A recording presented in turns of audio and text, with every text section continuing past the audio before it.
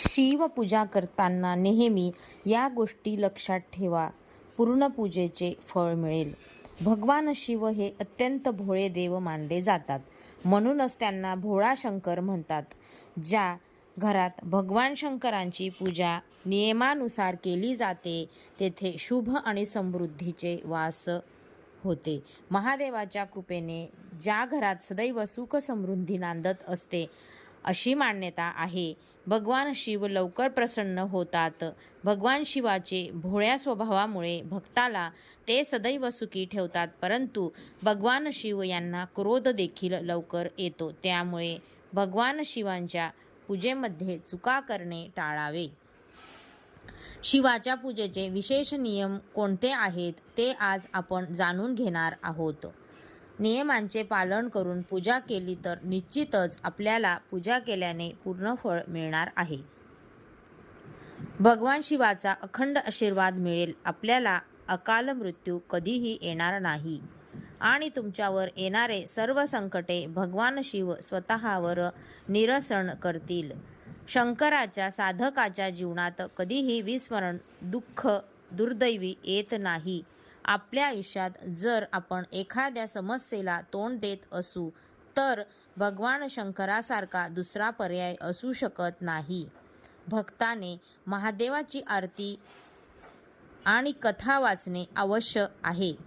त्याचप्रमाणे महादेवाच्या मंत्राचाही जप करावा. तुम्ही भगवान शंकरांच्या अनेक मंत्रांचा जप करू शकता. शंकराच्या पंचाक्षर मंत्र ओम नमः शिवाय मंत्राचा जप केल्याने तुम्हाला केवळ तुमच्या आतच नाही तर तुमच्या सभोवतालही आनंद वाटतो. सनातन परंपरेत जरी शंकराची उपासना अगदी सोपी मानली गेली आहे, कारण भगवान शंकर आपल्या भक्तांच्या सर्व इच्छा फक्त पाणी आणि काही पाने अर्पण करून पूर्ण करू शकतात. पण ज्यांच्या पूजेशी संबंधित काही विशेष नियम आहेत, प्रत्येक शिवभक्ताने नेहमी ते पाळावे. सोमवारी अशी पूजा करा. सोमवार भगवान एक शंकराला समर्पित आहे. या दिवशी लवकर उठून स्नान करा आणि शिव मंदिरात जा आणि भोलेनाथाला दूध आणि पाण्याने अभिषेक करा. यानंतर देवी पार्वती आणि नंदीलाही गंगाजल आणि दूध अर्पण करा. भगवान शंकर यांना भाग, धोत्रा, बेलपत्र इत्यादी अर्पण करा. तूप आणि साखरेपासून बनवलेली एखादी वस्तू भगवान शंकराला प्रसाद म्हणून अर्पण करा. आरती करा. असे म्हटले जाते की या दिवशी पती पत्नीने एकत्र पूजा करावी. यामुळे वैवाहिक जीवन आनंदित राहते. 2. तुम्ही भगवान शंकराचे भक्त असाल तर तुम्ही त्यांची पूजा करताना दिशेची विशेष काळजी घ्यावी. भगवान शंकरांची मूर्ती किंवा चित्र कोणत्याही दिशेला लावू नका, तर घराच्या ईशान्य दिशेला आपले पूजेचे स्थान बनवा आणि पवित्रतेने ठेवा. दररोज त्यांची पूजा करा. नेहमी लक्षात ठेवा की शिवलिंग हे साधनेसाठी आहे, तुमच्या घराची शोभा वाढवण्यासाठी नाही. त्यामुळे शिवपिंडीचे निमुळते टोके उत्तरेकडेच असावे. शिवपूजा मध्ये कधीही हळदी कुंकवाचा वापर करू नये. भगवान शिवाला भस्म आवडते, म्हणून भगवान शिवाच्या शिवपिंडीवर भस्म लावावे. जर तुम्ही या नियमाकडे दुर्लक्ष केले तर तुम्ही पुण्याऐवजी पापात सहभागी होऊ शकता. 3. घराच्या अशा कोपऱ्यात शिवलिंग कधीही ठेवू नका जिथे पूजा आणि दर्शन क्वचितच शक्य असेल. आणि त्याचप्रमाणे एकदा शिवलिंगाची पूजा जिथे स्थापित केली की पुन्हा त्याची जागा बदलण्याची चूक करू नका. 4. महादेवाचा आशीर्वाद मिळवण्यासाठी नेहमी रुद्राक्षाच्या माळेने जप करा. असे मानले जाते की रुद्राक्षाची उत्पत्ती भगवान शंकरांच्या अश्रूपासून झालेली आहे. परंतु हे लक्षात ठेवा की तुम्ही ज्या माळाने भगवान शंकरांचा महामंत्र जपता ती माळा कधीही गळ्यात घालू नका. 5. जमिनीवर बसून महादेवाची साधना कधीही करू नये. त्यांच्या पूजेत शुद्ध मुद्रा वापरावी. शक्य असल्यास त्याच आसनावर बसून शिवाची पूजा करावी. पूजेत नेहमी स्वतःची मुद्रा वापरावी. दुसऱ्याच्या आसनावर बसून पूजा करू नये किंवा दुसऱ्याच्या हाराने शिवमंत्राचा जप करू नये. तुम्ही संपूर्ण महिना भक्तिभावाने घालवू शकत नसला तरी केवळ श्रावण सोमवारी भगवान शिवाची पूजा केल्याने त्यांना आनंद होतो असे म्हटले जाते. बरेच म्हणून आपण या दिवशी उपवास करावा आणि शिवपूजेत मग्न व्हावे. 6. भगवान शिवाला अतिशय प्रिय असलेले बेलपत्र आणि शमीपत्र अर्पण करण्याचाही नियम आहे. बेलपत्र हे नेहमी स्वच्छ असावे, त्याला कुठेही छिद्र नसावे. छिद्र असलेले बेलपत्र शिवपिंडीवर अर्पण करू नये. तुमच्याकडे कमी बेलपत्र असतील तर तुम्ही जेवढे आहे तेवढेच अर्पण करावे. मात्र छिद्र असलेले बेलपत्र कधीही अर्पण करू नये. स्वच्छ आणि सुंदर असलेले बेलपत्र शिवापिंडीवर अर्पण करावेत. जेव्हा तुम्ही भगवान शिवाची पूजा कराल तेव्हा बेलपत्र आणि शमीपत्र शुद्ध पाण्याने धुवून देठाचा जाड भाग ज्याला वज्र म्हणतात तो तोडून शिवलिंगावर उलटे अर्पण करा. 7. शिवाच्या पूजेत कधीही मावळलेली फुले अर्पण करू नका. शिवाच्या पूजेमध्ये नेहमी ताजी फुले अर्पण करा आणि दुसऱ्या दिवशी गंगेच्या शुद्ध पाण्याने आंघोळ करून शिळी फुले काढून टाकावीत. महादेवाच्या पूजेत तीळ आणि चंपा या फुलांचा वापर केला जात नाही. या गोष्टींची काळजी घ्या. 8. स्वच्छ कपडे घाला. सोमवारी उपवासाच्या दिवशी शक्यतो स्वच्छ कपडे घालावेत. मळलेले फाटलेले असे कपडे घालू नयेत. आपलं मन देखील यामुळे स्वच्छ आणि पवित्र राहतात. दिवसभर ओम नमः शिवाय या मंत्राचा जप करावा. 9.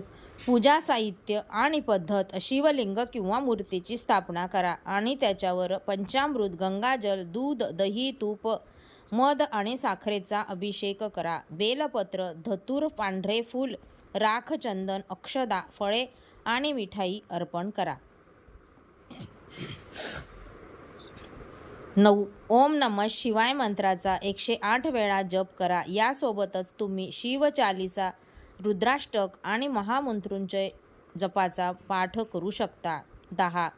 उपवास पाळणे. दिवसातून एकदा खाणे, फळांचे आहार घेणे किंवा पूर्ण उपवास करणे. दिवसभर शिवशक्ती बाळगा. सत्य बोला, संयमी राहा. मांस आणि मद्यपान करू नका.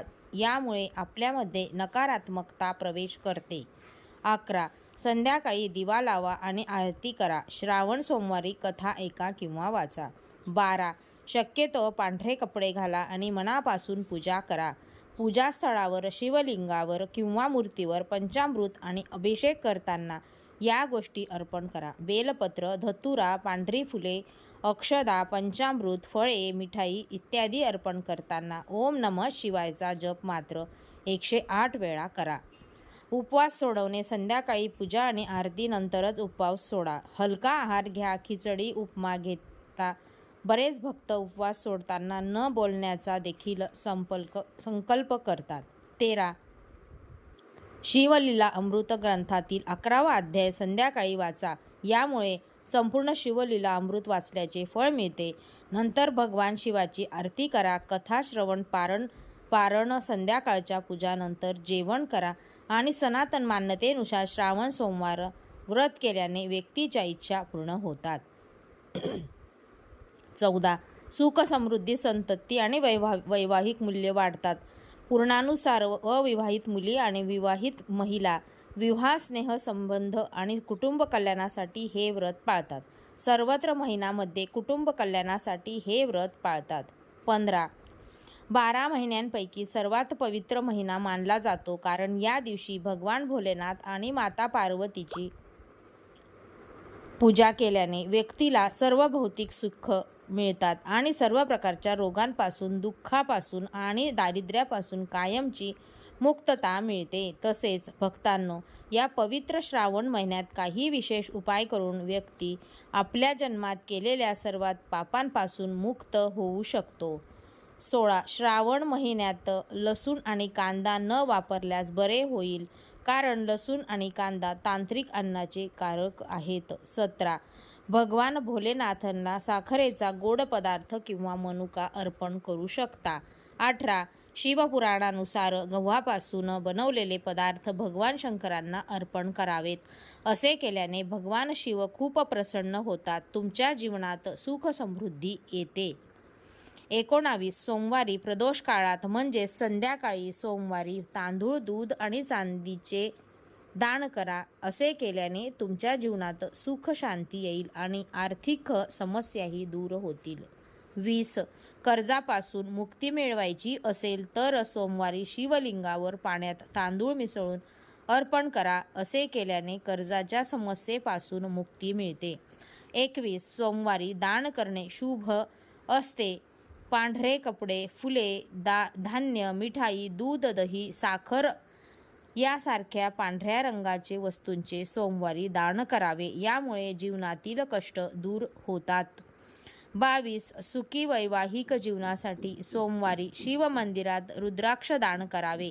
हा उपाय केल्याने पती पत्नीच्या नात्यात गोडवा येतो.